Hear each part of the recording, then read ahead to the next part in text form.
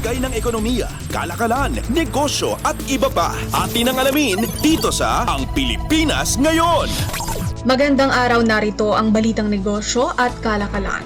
Bababa ang inflation rate sa 5.1% at 5.7% mula 6.1% sa buwan ng Setyembre kahit na mayroong pagtaas ng presyo sa ilang mga bilihin tulad ng pagkain, gasul, pangluto, pamasahe sa mga jeep at kuryente ayon sa pagtaya ng Bangko Sentral ng Pilipinas o BSP nitong buwan ng Oktubre. Sa isang pahayag, sinabi ng Bangko Sentral na makakaapekto sa inflation ng pagsipa ng mga presyo sa kuryente, LPG, prutas, isda at pamasahe si jeep parehas sa tradisyonal at modernong jeep na umakyat sa 13 pesos at 14 pesos nitong nakaraang buwan.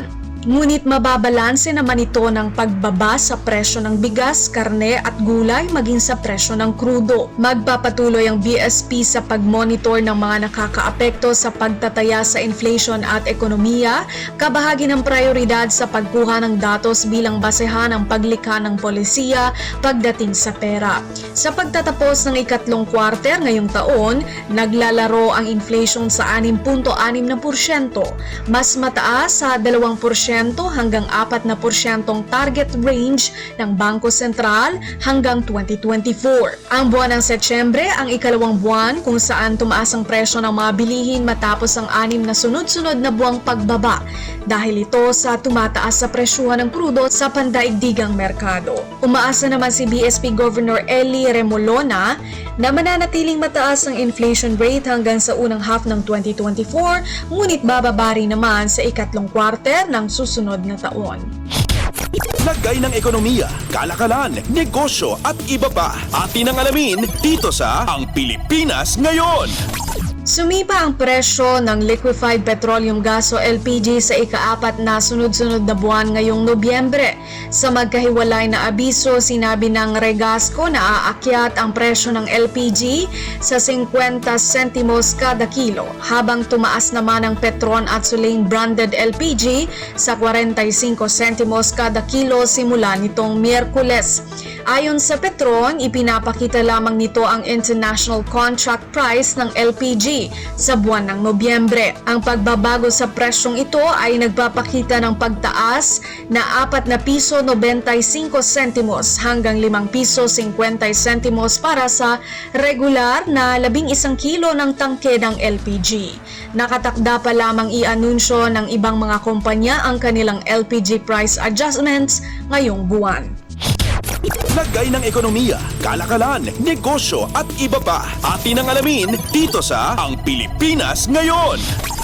Hinimok ni Senador Sherwin Gatchalian ang Bureau of Internal Revenue o BIR na ipresenta na nito ang roadmap para sa Digital Team Collection System sa ilalim ng panukalang Ease of Paying Taxes Act na naghihintay na ng paglagda ni Pangulong Ferdinand R. Marcos Jr. Kumpiyansa si Senador Gatchalian na isusulong ng bagong batas na ito ang foreign direct investments at paghuhusayin ang pakikipagkompetensya ng bansa bilang investment destination.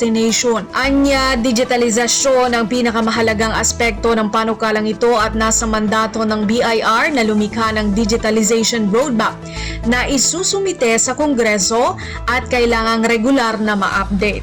Kamakailan inaprubahan ng Bicameral Committee ang panukalang Senate Bill No. 2224 at kasalukuyan ng nag-aantay ng pirma ni Pangulong Ferdinand R. Marcos Jr.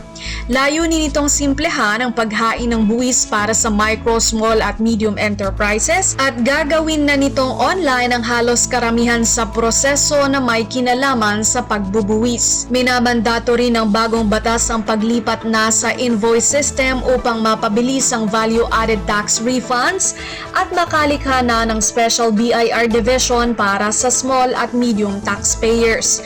Ani Gatchalian, sa pamamagitan nito inaasahan nilang mas makakahikayat ng maraming mamumuhunan sa Pilipinas dahil sa mas pinadaling pamamaraan ng pagbabayad ng buwis. Positibo si Gatchalian na matitiyak ng paglikha ng BIR Digitalization Program ang patuloy na implementasyon ng batas sa mga susunod na taon. Punto ni Gatchalian, isang hindi mabuting gawain ang pagpapalit ng plano, roadmap o proyekto kada bagong administrasyon na siyang humahadlang sa proseso ng implementasyon.